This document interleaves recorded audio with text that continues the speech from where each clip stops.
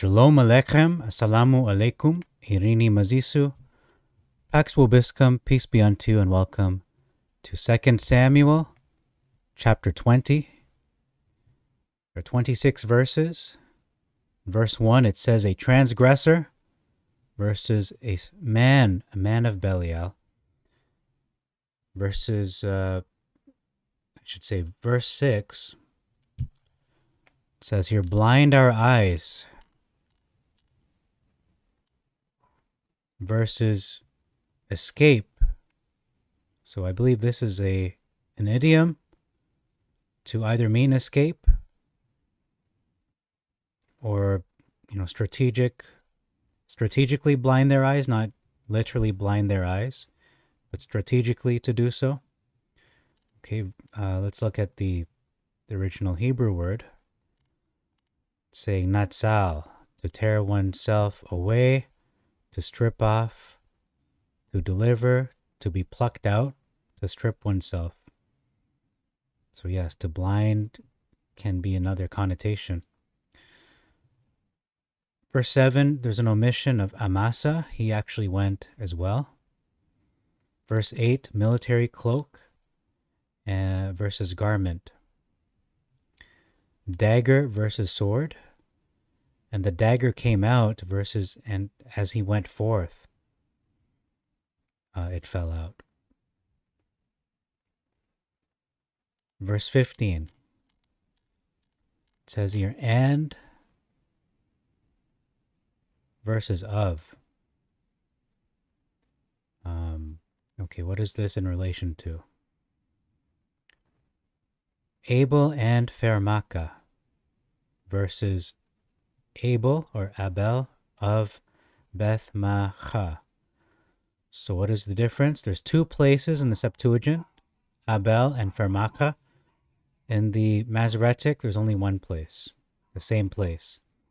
And they proposed to throw down the wall versus they battered the wall. They weren't just proposing it, they were actually they were actively trying to break down the wall. In verse 18, surely one was asked in Abel and Dan whether the faithful in Israel failed in what they proposed, or in what they purposed, They will surely ask in Abel, even in like manner, whether they have failed. So again, this is the wise woman speaking an old saying, or of old time it was said, surely one was asked in Abel and Dan whether the faithful in Israel failed in what they purposed. And they're going to ask the same question in Abel, whether they have failed. In the Masoretic, it's confusing, doesn't make any sense, to be honest. It says, they shall surely ask counsel at Abel. And so they ended the matter. What is the matter and what is the counsel? Two mysterious questions. It's a cryptic statement. Makes no sense in the Masoretic. They will ask counsel. Okay. Sure, they asked counsel, and so they ended the matter by asking counsel. Okay. Not sure how to make sense of that. In verse 19, continues on in the Septuagint, I am a peaceable one of the strong ones in Israel, but you seek to destroy. Okay, so she's saying she's one of the faithful, one of the strong ones. But you seek to destroy a city and a mother city in Israel. So this city is a mother city. And do you seek to ruin the inheritance of Adonai? Versus, I am peaceable and faithful in Israel. You seek to destroy a city and a mother in Israel. So she's saying she's a mother. She's talking about herself. Will you swallow up the inheritance of Adonai? Okay, so same closing statement there. Is it not thus, in verse 21, is not the case thus? Is it not that a man of Mount Ephraim, Sheba, has lifted up his hand against King David? So this is what Joab is answering. Is this not the situation? rhetorical question. In the Masoretic, the matter, not so.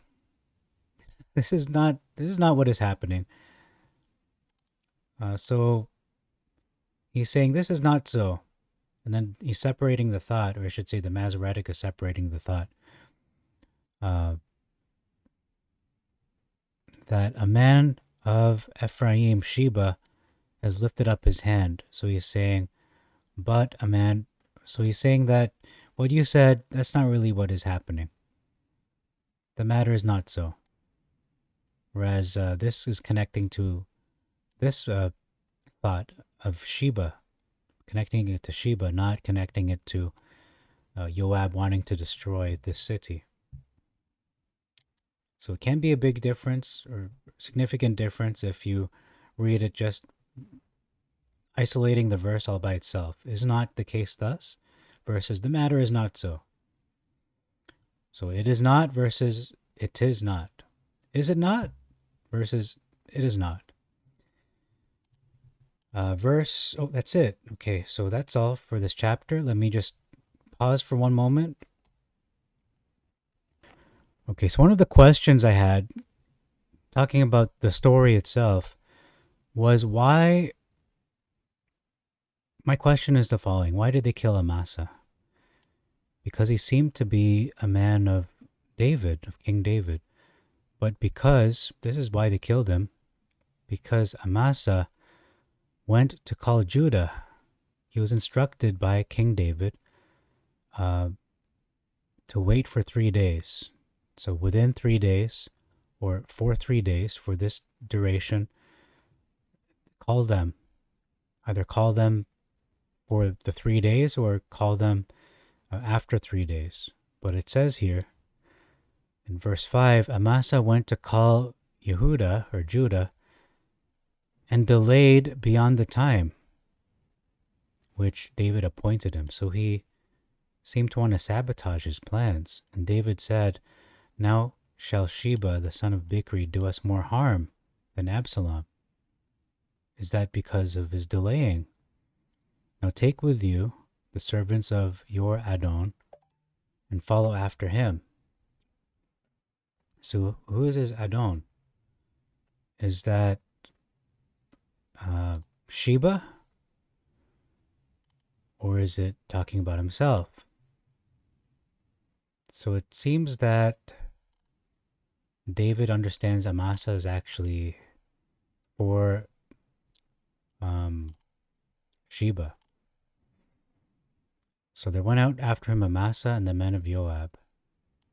So they went out together, Amasa and Joab, and these people groups.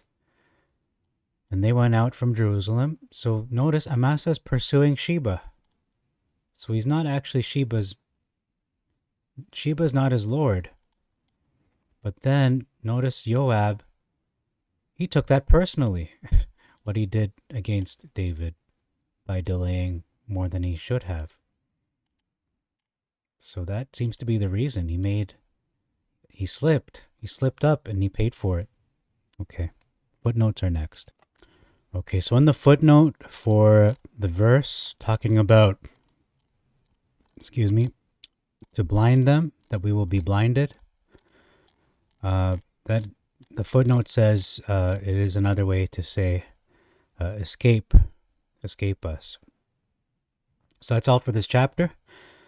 Thank you very much for your time. Until next time, I bid you all Shalom Alechem, Yivarechacha Adonai V'yishmerecha, Assalamu Alaikum, Barachma Tulahi wa Barak Atu, Erini Mazisu, Pax Vobiscum. May the Lord bless you and protect you. Until next time, Maranatha.